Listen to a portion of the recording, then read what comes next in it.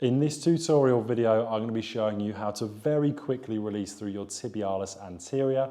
So your tibialis anterior runs at the front of your calf.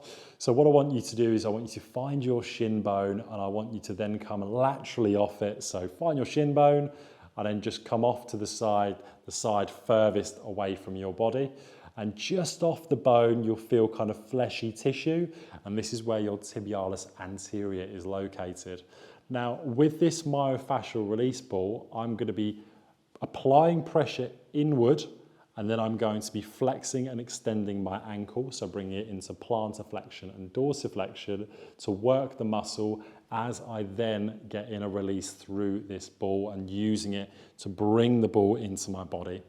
Now, you don't have to use one of these. You can use a cricket ball. You can use something like a lacrosse ball or a spiky massage ball. A tennis ball might be a little bit too soft, but it depends on the person. So I'm going to locate that tibialis anterior.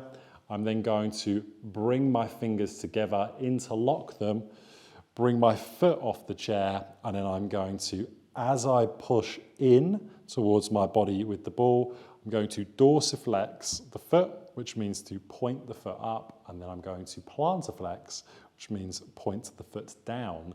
So I'm going to do this for my desired amount of repetitions. You can do it for as long as you want, but if it's the first time doing this, I wouldn't do too many repetitions. So let's say I do 5 in this position. Once I've done 5 there, I might then want to readjust the position of the ball, go on the next part of the muscle, do the same again, and then do the same again. And once I get quite close to the ankle, you'll notice that you'll be able to feel the muscle, and then all of a sudden you'll kind of lose it a little bit as you get down to the ankle. Where I would do this technique from is from here to there. So I wouldn't go any lower, and I certainly wouldn't be really close to the knee as well. That's how to quickly release your tibialis anterior with a lacrosse ball.